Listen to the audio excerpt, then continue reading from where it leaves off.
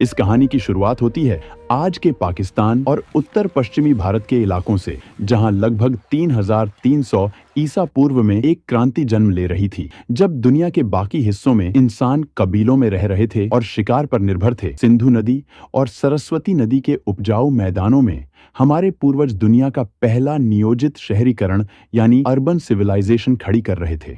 यह सभ्यता 10 लाख वर्ग किलोमीटर से भी ज्यादा इलाके में फैली थी, जो उस समय के मिस्र और मेसोपोटामिया की सभ्यताओं को अगर मिला दिया जाए तो उससे भी बड़ी थी। हड़प्पा और मोहनजोदड़ो जैसे शहर इस सभ्यता के मुकुट थे, लेकिन इन शहरों को खास बनाती थी उनकी प्लानिंग। अगर आप ड्रोन लेकर उस समय ऊपर उड़ते तो आपको नीचे एक विशाल शतरंज की बिसात बिछी हुई दिखाई देती। इसे ग्रिड सिस्टम कहा जाता है। सड़कें टेढ़ी मेढ़ी नहीं थीं, बल्कि एक दूसरे को 90 डिग्री के समकोण पर काटती थीं। मुख्य सड़कें उत्तर से दक्षिण की ओर जाती थीं, ताकि हवाएं जब चलें तो पूरा शहर अपने आप साफ हो जाए। ये इंजीनियरिंग का वह स्तर था जो आज भी दुनिया भर के आर्किटेक्ट्स को हैरान कर देता है। हड़प्पा के इंजीनियरों को ईंटों का जादूगर कहा जा सकता है। उन्होंने निर्माण के लिए एक ऐसा स्टैंडर्ड तय किया था जो पूरे साम्राज्य में लागू होता था, चाहे आप उत्तर में हो या दक्षिण में। हर जगह ईंटों का अनुपात बिल्कुल एक जैसा था। यह समानता इस बात का सबसे बड़ा सबूत है कि 5000 साल पहले भी एक मजबूत केंद्रीय प्रशासन था जो इन मानकों को सख्ती से लागू करता था। घरों की बनावट भी कमाल की थी। मुख्य सड़क पर होने वाले शोर और धूल से बचने के लिए घरों के दरवाजे मुख्य सड़क की बजाय पीछे की गलियों में खुलते थे। लगभग हर घर में एक आंगन था, रसोई थी और सबसे चौंकाने वाली बात, एक निजी स्नानागार और टॉयलेट था। दीवारें इतनी मोटी बनाई जाती थीं कि गर्मियों में भी घर के अंदर ठंडक बनी रहे। यह वास्तुकला की वो समझ थी जो बताती है कि वे आराम और विज्ञान दोनों को महत्व देते थे। मोहनजोदड़ो के खंडहरों के बीचों बीच एक संरचना ऐसी है जो आज भी हमें विस्मित करती है, द ग्रेट बाथ या विशाल स्नानागार। यह लगभग 39 फीट लंबा और 23 फीट चौड़ा है। फीट चौड़ा एक जलकुंड था। इसकी इंजीनियरिंग बेमिसाल है। पानी रिसकर बाहर न जाए, इसके लिए ईंटों को जमाने में जिप्सम के गारे का इस्तेमाल किया गया और उसके ऊपर बिटुमेन यानी प्राकृतिक तारकोल की एक मोटी परत चढ़ाई गई। यह दुनिया का सबसे पुराना वाटरप्रूफिंग का उदाहरण है। इतिहासकार मानते हैं कि यह सामाजिक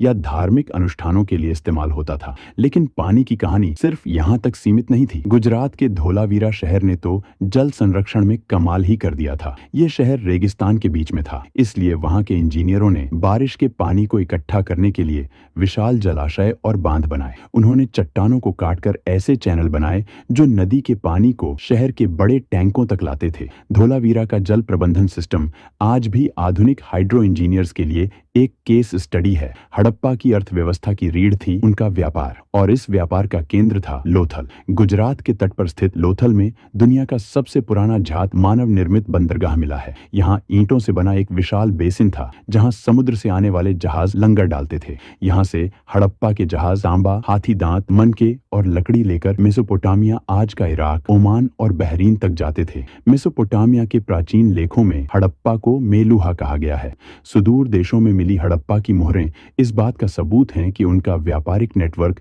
कितना विशाल था। वे वजन तौलने के लिए पत्थर के बांटों का इस्तेमाल करते थे, लेकिन इस सभ्यता का सबसे बड़ा रहस्य आज भी हमें चुनौती दे रहा है, उनकी लिपि। हड़प्पा के लोगों ने हजारों मुहरों पर, बर्तनों पर और तांबे की प्लेटों पर कुछ लिखा है। लगभग 400 से ज्यादा अलग अलग अक्षर मिले हैं। धोलावीरा में एक बड़ा साइन बोर्ड मिला है जिस पर 10 बड़े अक्षर लिखे हैं। शायद यह दुनिया का पहला बिलबोर्ड था, लेकिन 100 साल की कोशिशों के बाद भी हम इसे पढ़ नहीं पाए हैं। हम नहीं जानते कि वे कौन सी भाषा बोलते थे। जिस दिन यह लिपि डिकोड हो जाएगी, उस दिन इतिहास दोबारा लिखा जाएगा। धर्म की बात करें तो वे प्रकृति पूजक थे। सबसे दिलचस्प है पशुपति सील, जिसमें एक व्यक्ति योग मुद्रा में बैठा है और जानवरों से घिरा है। कई विद्वान इसे भगवान शिव का प्रारंभिक रूप मानते हैं। स्वास्तिक का चिन्ह, पीपल की पूजा और मांग में सिंदूर, ये सब हमें विरासत में वहीं से मिले हैं। इतनी महान, इतनी विकसित सभ्यता जो लगभग 1000 सालों तक शान से खड़ी रही, आखिर उसका अंत कैसे हुआ? 1900 ईसा पूर्व के आसपास शहरों में गिरावट आने लगी, नालियां जाम होने लगी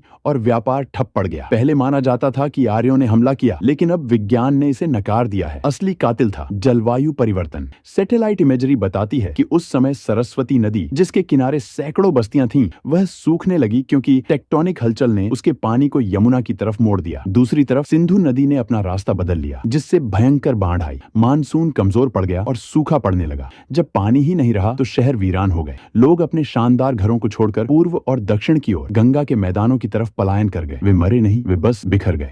हड़प्पा सभ्यता खत्म हो गई, लेकिन वह मरी नहीं। आज भी जब हम हाथ जोड़कर नमस्ते करते हैं, जब हम योग करते हैं या जब हम अपने घरों में आंगन बनाते हैं, तो हम अनजाने में उसी 5000 साल पुरानी परंपरा को निभा रहे होते हैं। हड़प्पा के लोग हमारे भीतर जीवित हैं। उनका खून और उनका डीएनए आज भी भारत की रगों में दौड़ रहा है। यह खामोश खंडहर हमें याद दिलाते हैं कि हम उस विरासत के वारिस हैं जो तब भी विश्व गुरु थी, जब बाकी दुनिया अभी चलना सीख रही थी। यह इतिहास सिर्फ मिट्टी में दबी ईंटों का नहीं है, यह हमारी अपनी जड़ों की कहानी है। बाकी ऐसे ही भारत सहित दुनिया के इतिहास या प्राचीन घटनाओं को समझने के लिए एंशिएंट इंडिया व्लॉग चैनल को सब्सक्राइब करें।